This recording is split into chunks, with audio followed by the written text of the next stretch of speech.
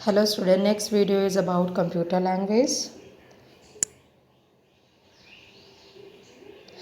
जो computer language है आपके पास वह first generation, second generation, third generation, fourth generation. पहले पढ़ेंगे first GL, first generation programming language.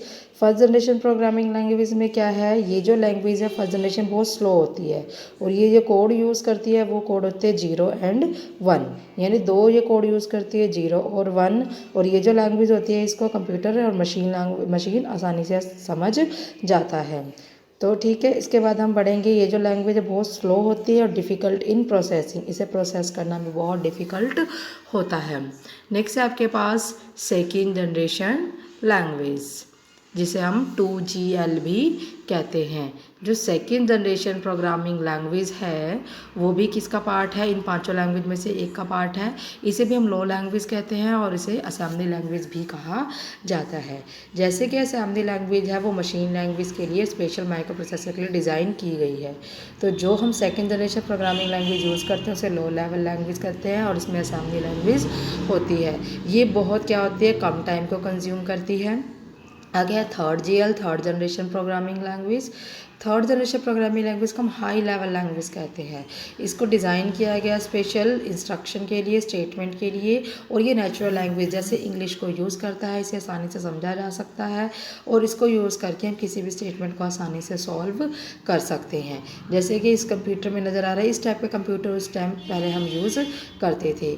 ये जो प्रोग्रामिंग इसके अंदर हम यूज़ करते हैं they are easier to write and understand, इनको आसानी से हम लिख भी सकते हैं और समझ सकते हैं। थर्ड जनरेशन लैंग्वेज के अंदर जो कॉमन लैंग्वेज होती हैं वो होती हैं C, Fortran, COBOL, BASIC, Pascal, C and C++। तो ये लैंग्वेज आपकी थर्ड जनरेशन लैंग्वेज है। फोर्थ जनरेशन की programming language 4GL। Fourth generation programming language में क्या होती है, जो स्टेटमेंट है वो नेचुरल स्टेटमेंट की तरह होती है। जैसे हम इंग्लिश बोलते हुए हम यूज़ करते हैं वो लैंग्वेज इसके अंदर यूज़ की जाती है।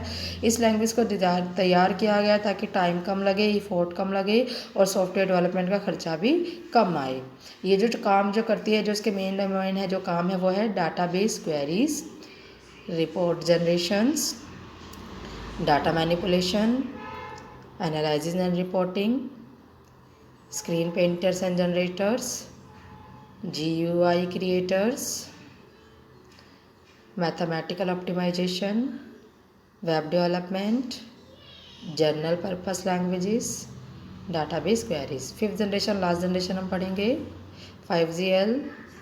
5GL लैंग्वेज है वो कंसिस्ट होती है विजुअल टूल्स के।